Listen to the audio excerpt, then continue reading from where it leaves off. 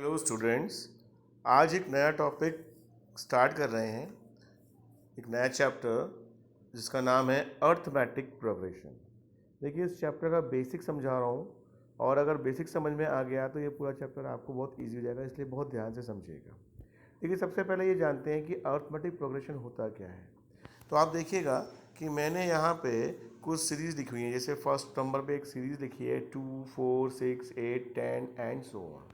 यहाँ देख रहे हैं 2 और 4 के बीच का डिफरेंस कितना है 2, 4 और 6 के बीच का डिफरेंस कितना है 2, 6 और 8 के बीच का डिफरेंस क्या है 2। यानी हर बार डिफरेंस सेम आ रहा है, कॉमन आ रहा है। डिफरेंस कितना आ रहा है 2।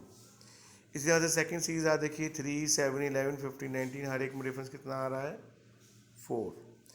नेक्स्ट जो थर्ड सीरीज है यहाँ पे देखिए 3, 10, 7, 4, 1, -2 एंड सो ऑन। यहाँ देखिए 13 और 10, 10 - 13 यानी डिफरेंस कितना आया -3। 7 और 10 के बीच का डिफरेंस -3। कितना आ रहा है डिफरेंस हर बार -3।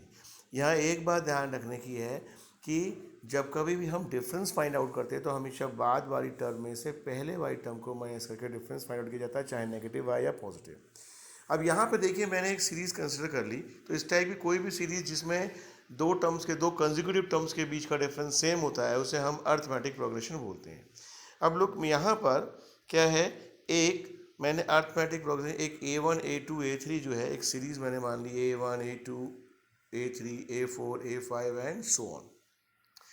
यहाँ A1 क्या है, इसको हम A मान सकते हैं, इसको हम फर्स्ट टर्म बोलते हैं। A2 क्या है, इस सीरीज़ की सेकंड टर्म, जिसमें हमने मान लिया कि ये एक AP और इसका कॉमन डिफरेंस कितना है D। कॉमन डिफरेंस को हम D से डिनोट करते हैं।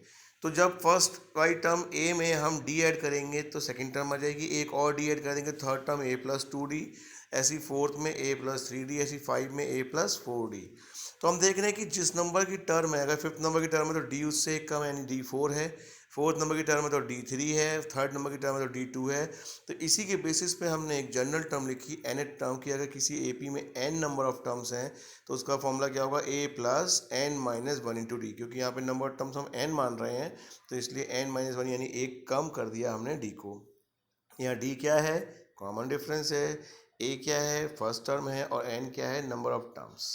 अब यहाँ पे ध्यान रखिएगा AP दो तरह की होती है, फाइनाइट और इनफाइनाइट।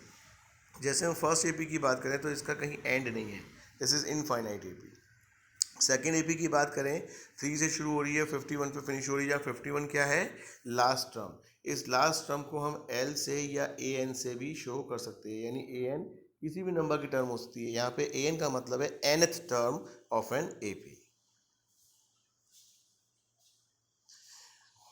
तो इस तरीके से ये nth टर्म ऑफ AP और बेसिक। तो अभी पहले जो कुछ क्वेश्चंस आपको कराए जाएंगे वो बेसिक के ऊपर बेस्ड क्वेश्चंस किए जाएंगे।